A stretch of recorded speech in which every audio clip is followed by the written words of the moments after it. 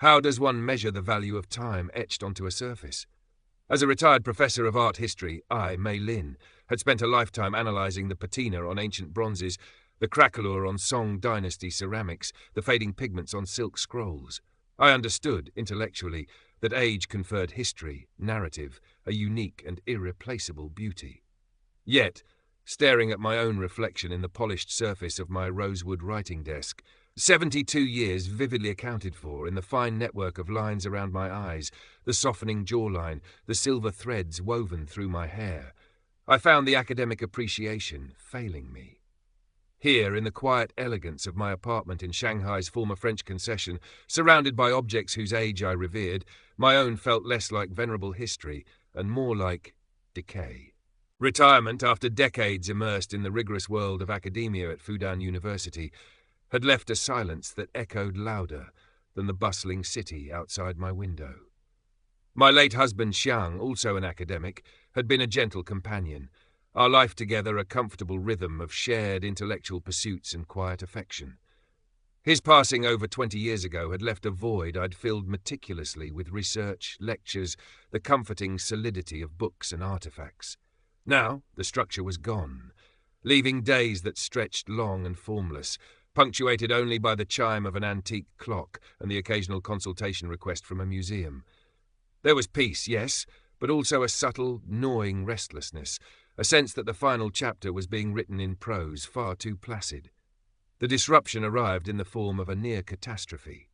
My favourite chair, an exquisite Qing dynasty rosewood piece inherited from my grandmother, suffered a cracked leg during a clumsy rearrangement by the ayi. It wasn't merely furniture. It was a tangible link to my past, its dark wood gleaming with memories. Panic, sharp and unfamiliar, seized me. A former student, now a curator at the Shanghai Museum, reluctantly recommended a specialist. "Professor Lin," she'd said over WeChat, her tone implying this was perhaps beneath my usual circles. "There's a man, Chen Jun. Not famous, works out of a small place near Jing'an Temple. But his hands, they say he understands old wood." Reluctance warred with desperation. The thought of entrusting my precious chair to an unknown craftsman felt akin to submitting a priceless scroll to a street calligrapher. Yet the damage was undeniable. And so, one humid Shanghai afternoon, I found myself navigating a narrow lane, the air thick with the scent of cooking oil and damp concrete, a world away from the curated air of lecture halls and galleries. Chen Jun's workshop was tucked behind a noodle shop, its entrance unassuming. Inside, however, was a different world. Dusty, yes, but orderly. Tools hung neatly on walls, planks of wood leaned in categorized stacks, and the air smelled richly of sawdust, tung oil, and something ancient, like time itself. And there he was, Chen Jun. Late 40s, perhaps 48, dressed in simple grey trousers and a worn blue work shirt, sleeves rolled up. He wasn't what I expected. There was a quiet solidity about him, a focus in his eyes as he examined a piece of intricate joinery. He looked up as I entered, his gaze direct, respectful, but unintimidated. Current part characters, 35 and 68.8, total characters, 355 and 68. He wiped his hands on a cloth before taking the photograph I offered of the damaged chair. He studied it intently, his brow furrowed slightly. "Professor Mei Lin?" His voice was calm, steady. I nodded, feeling strangely like a student presenting flawed work. "It's a beautiful piece," he said, his fingers tracing the lines of the chair in the photo. "Huang Huali, isn't it? Or possibly Zitan mimicking the style. Difficult to be certain without seeing the grain up close. The leg, yes, a clean break, but near a joint. It needs care." He didn't flatter or boast, simply stated his assessment. He asked pertinent questions about its history, how the damage occurred, his practical knowledge a surprising counterpoint to my academic understanding. There was no deference due to my title, only respect for the object itself. An unexpected flicker of connection sparked, a shared appreciation, albeit from vastly different perspectives. I found myself explaining the chair's provenance, hearing my voice, usually reserved for lectures, soften slightly. He listened, truly listened, his gaze thoughtful. "I can repair it," he said finally, "but it will take time. Old wood has memory. You cannot rush it." His words resonated. We agreed on the terms, the process. As I left the workshop, stepping back into the chaotic energy of the lane, the scent of sawdust clinging faintly to my clothes, I felt a peculiar sense of disturbance. Not unpleasant, but unsettling. A perfectly ordered life momentarily disrupted by a grounded craftsman and a broken chair. Over the next few weeks, I visited the workshop periodically, ostensibly to monitor the restoration. Chen Jun worked with a quiet intensity that I found captivating. His hands, strong and calloused, moved with surprising delicacy, coaxing the fractured wood back into alignment, carefully matching the color and finish. He would explain the process simply, demonstrating the use of traditional joinery or the careful application of natural lacquer. Our conversations began to stray. He asked about my research, listening with genuine curiosity as I spoke about Song Dynasty aesthetics or the symbolism in Ming pottery. I, in turn, found myself asking about his craft, about the different properties of wood, the stories held within their grain. He spoke of timber sourced from old demolished courtyard houses, lamenting the loss of history while simultaneously giving fragments new life. There was a philosophy embedded in his work, an understanding of time and material that resonated with my own studies, yet felt more tangible, more real. He possessed a quiet intelligence, an observant nature that saw beyond my academic title. He saw Mei Lin, the woman who loved old things. One afternoon, after inspecting the near-finished chair, the repair almost invisible, a testament to his skill, he hesitated, then spoke.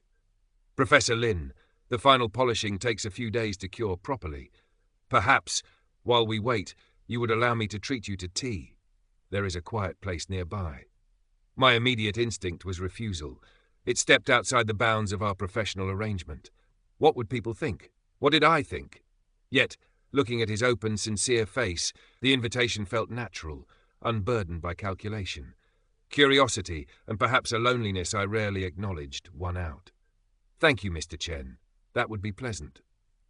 The tea house was traditional, serene. We sat by a window overlooking a small bamboo garden. The awkwardness I anticipated dissolved quickly. We talked not as professor and craftsman, but as two people finding unexpected common ground in the heart of Shanghai. He spoke of his childhood fascination with puzzles, how restoring furniture felt like solving intricate three-dimensional riddles. I shared anecdotes from my university days, stories I hadn't recounted in years. There was a comfortable silence between us, as easy as the conversation. Our meetings became more frequent, less tied to the chair, which now stood proudly restored in my apartment. He suggested a visit to the power station of art, housed in a former industrial building along the Huangpu River. I expected him to feel out of place amidst the avant-garde installations, but he moved through the space with quiet contemplation, offering observations that were surprisingly insightful, focusing on material and form rather than theory. I felt a flicker of pride introducing him briefly to a former colleague we bumped into, noting Chen Jun's easy lack of pretense compared to the academic posturing I knew so well. He, in turn, invited me back to his workshop, not for business, but to show me a complex Ming Dynasty cabinet he was painstakingly restoring, explaining the hidden locking mechanisms with infectious enthusiasm. A gentle intimacy grew in these shared moments, a shared glance across a crowded gallery, his hand briefly touching my elbow to guide me through a doorway, the easy rhythm of our walks along the Bund, the city lights painting streaks across the water. His admiration was palpable, not fawning, but a steady, warm regard in his eyes when he looked at me, and I felt a warmth spreading through me that had little to do with the Shanghai heat, a feeling I'd long thought dormant. The inevitable collision with my old world occurred during a reception at a private gallery in Xinjiandi. I had invited Chen Jun, wanting, perhaps foolishly, to bridge the gap between my past and this unexpected present. He looked handsome in a simple dark jacket, holding his own with quiet dignity amidst the chattering art crowd. Then, Dr. Wang materialized beside me. Wang Wei, a contemporary from my university days, now a prominent critic, her smile polished, her eyes sharp. "Mei Lin, darling, you look well." Her gaze flickered towards Chen Jun, lingering just a fraction too long. "And this is..." I made the introductions. Wang Wei was impeccably polite, asking Chen Jun about his fascinating craft, with an air of condescending curiosity. Later, as Chen Jun momentarily stepped away, she leaned closer, her voice dropping. "Lin, are you quite all right? Such an unexpected acquaintance. One must be careful, you know, appearances." Her words, though veiled, struck hard. They echoed the whispers I imagined, the judgment I feared. The age gap, the difference in background, suddenly it felt stark, inappropriate, a subject for gossip amongst the people I'd spent my life with. Doubt, cold and sharp, pierced the fragile warmth I'd begun to feel. I spent the rest of the evening tense, overly analytical, scrutinizing Chenjun, searching for flaws, for confirmation of Wang Wei's implied warning. Was I merely a lonely old woman, grasping at inappropriate attention? Was he simply kind, or worse, opportunistic? The joy of the evening evaporated, leaving only anxiety. Chenjun wasn't oblivious. On the quiet taxi ride back to my apartment, he sensed my withdrawal. The easy silence between us now felt strained. As we stood outside my door, under the soft glow of the hallway light, he didn't immediately say good night. He looked at me, his expression serious. "Mei Lin," he began gently, "did something happen tonight? You seem distant." I started to deflect, to murmur something about fatigue, but his steady gaze held mine. He reached out, not touching, but hovering his hand near my arm. "I know we are different," he said, his voice low but clear. "Our worlds, our ages. I know what people might think, but it doesn't matter to me, Mei Lin. What matters is—" He hesitated, searching for the right words. "What matters is you, your mind, your grace, the way you see things. I feel very drawn to you." It wasn't a declaration of undying love, but a simple, honest statement of feeling. It cut through my layers of fear and analysis. His sincerity was undeniable, his vulnerability disarming. Standing there, caught between the echoes of Wang Wei's judgment and the quiet truth in Chenjun's eyes, I felt a profound weariness of my own caution. Decades of intellectualizing, of maintaining decorum, suddenly felt like a cage. What was the value of a perfectly preserved life if it remained unlived? "Thank you, Chenjun," I managed, my voice tight with emotion. "I feel drawn to you too." A small smile touched his lips, relief softening his features. That night, after years of quiet solitude, I made a decision. I chose to step out of the shadows of fear and into the uncertain light of this unexpected connection. We began, carefully, tentatively, to build something together, a quiet understanding blossoming into a deeper intimacy. He started spending more time at my apartment, the scent of sandalwood from his workshop mingling with the old paper scent of my books. We decided, without fanfare or announcement, simply to share our lives. The initial months of living together held a quiet happiness I hadn't known was possible. Chenjun's presence filled the apartment not with noise, but with a comforting solidity. He moved through my carefully curated spaces with respect, his practical nature a grounding counterpoint to my tendency towards abstraction. He'd fix a loose shelf, brew fragrant Tieguanyin tea in the mornings, listen patiently as I read aloud passages from texts I was revisiting. We fell into a rhythm. Quiet evenings spent reading side by side, weekend explorations of hidden corners of Shanghai, visits to his workshop where I'd watch him work, fascinated by the patient transformation of wood. He was affectionate in a way that felt natural, undemanding, a hand resting on my shoulder as he passed, a shared smile over dinner, the simple comfort of his presence beside me in the dark. Yet, beneath the surface of this newfound contentment, the old anxieties lingered, dormant but not extinguished. They were shadows lurking at the edges of my happiness, whispers of doubt that surfaced in quiet moments. Was this real? Could it last? Was I foolish to believe that a man in the prime of his life could truly desire a woman whose prime was decades past? I pushed the thoughts away, focusing on the present, on the warmth of his hand in mine, the steady rhythm of his breathing beside me at night. The test came unexpectedly, not from external judgment, but from within the sanctuary we had created. Fudan University was hosting a retrospective celebrating the work of a painter I had championed early in my career.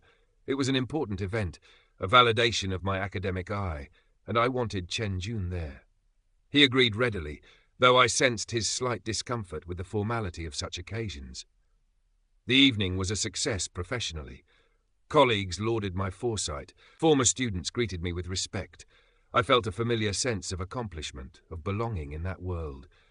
But amidst the congratulations and academic chatter, I caught glimpses of Chenjun standing slightly apart, observing the crowd with his quiet intensity. And I saw the glances, quick, curious, perhaps pitying, flicking between us. A well-meaning colleague asked loudly, "Professor Lin, your nephew? How kind of him to escort you." The correction felt awkward. drawing more attention. Each polite inquiry, each subtle assessment of our pairing, chipped away at my composure. By the time we left, the professional triumph was overshadowed by a resurgence of my deepest insecurities. I felt old, conspicuous, a relic displayed alongside a vibrant, younger man. Back in the quiet haven of my apartment, the tension from the evening clung to us like the damp Shanghai air. The overhead lights felt too bright, exposing every line, every shadow. I busied myself making tea, avoiding his eyes. Chen Jun watched me, his usual calm replaced by a quiet concern. He came up behind me as I stood by the counter, placing his hands gently on my shoulders. "Are you all right, Mei Lin?" he asked softly. His touch, usually comforting, felt like an electric current, heightening my awareness of the body beneath my silk blouse, a body that had carried me through 72 years, that felt increasingly frail compared to his solid strength. He turned me gently to face him, his eyes searching mine. He leaned in, his intention clear, a kiss, a gesture of connection after the stressful evening, and I froze. A sudden, overwhelming wave of panic washed over me. All the academic knowledge of idealized beauty, the classical nudes I'd lectured on for decades, flashed through my mind, contrasting brutally with the reality of my own aging flesh. The looseness of my skin, the slight stoop in my shoulders, the fading landscape of my body. How could this possibly be desirable to him? How could this withstand the test of time, the inevitable comparison to younger, firmer forms? It felt like a betrayal, a grotesque mismatch. I pulled back sharply, turning away, murmuring, "I'm tired, Jun. Just very tired tonight." Silence descended, heavy and suffocating. I could feel his gaze on my back, a mixture of confusion and hurt. This wasn't the first time I'd subtly deflected intimacy, citing fatigue or a headache. But the abruptness, the raw panic radiating from me tonight, was different. He didn't push, didn't press. He just stood there for a long moment before letting out a quiet sigh. "All right, Mei Lin, get some rest." He moved away, the sound of his footsteps retreating towards the living room, feeling like miles stretching between us. Later, lying in the darkness of our bedroom, feigning sleep, I heard him come in. He didn't try to touch me, just lay down on his side of the bed, facing away. The space between us felt vast, cold. Sleep was impossible. My mind raced, replaying the evening, dissecting every glance, every perceived slight, magnifying my own perceived flaws. The fear wasn't just about tonight, it was about all the nights to come. How long until his patience wore thin? How long until desire curdled into duty, or worse, pity? How long until he realized the mistake he'd made, shackling himself to a woman old enough to be his mother? The thought of his eventual regret, his departure, was a physical ache in my chest. It felt inevitable, a conclusion dictated by the unyielding laws of time and biology. Perhaps it was kinder to end it now, before the inevitable decay set in, before disappointment etched itself onto his kind face. The pattern continued. Days were manageable, filled with the comfortable routines we had established. But nights became fraught with tension. I found excuses, feigned sleep, created emotional distance whenever physical closeness beckoned. Chen Jun grew quieter, his brow often furrowed with a worry he didn't voice. The easy laughter that had begun to fill the apartment faded. The air grew thick with unspoken anxieties, mine overt, his a heavy silence. I knew I was hurting him, pushing away the very connection I craved, yet the fear held me captive. It whispered insidious doubts. He's being polite. He's too kind to admit the truth. He's settling. One evening, after another tense dinner where my monosyllabic replies had clearly pained him, he finally broke the silence. We were sitting in the living room, the television murmuring ignored in the corner. He turned to me, his expression etched with a sadness that pierced my defenses. "Mei Lin," he said, his voice low and strained. "We need to talk. What is happening? Are you unhappy with me?" I started to offer another flimsy excuse, but he held up a hand gently. "No, please, not fatigue. Tell me the truth. Am I doing something wrong? Have I disappointed you?" The earnestness in his eyes, the genuine pain, cracked something open inside me. The carefully constructed walls of intellectual detachment crumbled. Tears, hot and unexpected, welled up. "No, Jun," I choked out, the words catching in my throat. "It's not you. It's never been you." He waited patiently as I struggled to compose myself, handing me a tissue from the box on the side table. The simple gesture, his quiet presence, undid me completely. The tears flowed freely now, washing away years of suppressed fear and vulnerability. "It's me," I whispered, the confession ragged. I'm afraid." "Afraid of what, Maylin?" he prompted gently, moving closer, his warmth a tangible presence beside me. "Of this," I gestured vaguely between us, then at myself. "Of my age, of my body." The words tumbled out, raw and unfiltered, stripped of academic gloss. I spoke of the reflection in the mirror, the contrast between the ideals of beauty I'd studied and the reality of my aging form. I confessed my crippling fear of inadequacy, the certainty that I couldn't possibly satisfy him, that his passion, so vibrant and alive, was misplaced on someone so faded. "You deserve youth, Jun," I cried, the words tasting like ash, warmth, energy, not this slow decline, not history lessons in the bedroom. I see the way people look at us. I hear what they don't say. It's only a matter of time before you see it too, before you regret this. It would be better, kinder, to stop now. I finally voiced the thought that had haunted me, the preemptive strike against inevitable pain. Before you are truly disappointed. Chen Jun listened without interruption, his expression shifting from confusion to hurt, then to a deep, aching sadness. He didn't recoil or agree. He simply absorbed the torrent of my insecurities, his gaze never leaving my face. When I finally fell silent, exhausted and trembling, he reached out and took my hands marked with the liver spots and prominent veins I so despised. He held them gently but firmly. "Maylin," he said, his voice thick with emotion but steady. "You talk about my disappointment. Let me tell you what disappoints me." My breath hitched. This was it. The confirmation of my fears. "It disappoints me," he continued, his thumbs stroking the backs of my hands, "that you believe my feelings are so shallow, that you think my love is measured by the smoothness of skin or the absence of wrinkles." He paused, letting the words sink in. "You, who understand the value of time in art, how history adds depth and meaning, you deny that same value in yourself." My tears had stopped, replaced by a stunned silence. "I fell in love with you, Maylin," he stated, his voice gaining intensity. "With your sharp mind, your passion for beauty, your quiet strength, the way your eyes light up when you talk about something you love. I love the stories etched on your face, the history in your hands. They tell me about the life you've lived, the person you are." He leaned forward, his gaze unwavering. "You talk about my passion fading. My passion is for you. It's not some abstract force looking for the youngest vessel. It's here." He pressed one of my hands gently against his chest. "For Maylin, all of her. The brilliant professor, the lonely widow, the woman who makes me laugh, the woman whose body has carried her through an incredible life." He took a deep breath. "You compare yourself to statues. Maylin, statues are cold. You are warm. You are real. That is what I desire." He paused again, his voice softening but losing none of its conviction. "Do you want to know what truly hurts me? What makes me afraid?" I could only shake my head mutely. "It's this," he said, gesturing towards the emotional wall I had built between us. "It's when you pull away, when you hide from me, when you assume my feelings without trusting me enough to believe what I say. That is what causes pain, Maylin. Your rejection hurts me, not your age." His words struck me with the force of revelation. All this time, I had been projecting my own fears, my own internalized ageism, onto him. I had been so focused on my perceived deficiencies that I hadn't truly seen his perspective, hadn't understood that my pushing him away was the real wound, not the number of years I carried. He wasn't asking me to be young. He was asking me to be present, to be open, to trust the love he offered. The weight of my self-imposed burden suddenly felt immense, crushing. He saw my pain, my fear, my aging body, and he loved me not despite it, but including it. It was a love far more profound, more encompassing than the superficiality I had feared. It was a love that saw the whole picture, the entire history, and cherished it. Slowly, tentatively, I met his gaze. The fear hadn't vanished entirely, but it was overshadowed by a dawning understanding, a fragile shoot of hope. "Jun," I whispered, my voice barely audible.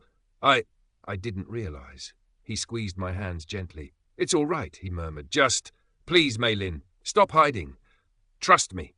Trust." I looked from his earnest face to our joined hands, my wrinkled skin against his smoother, stronger grasp.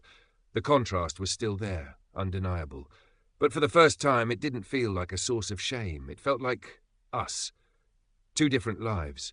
two different journeys, converging in this shared space, this shared affection.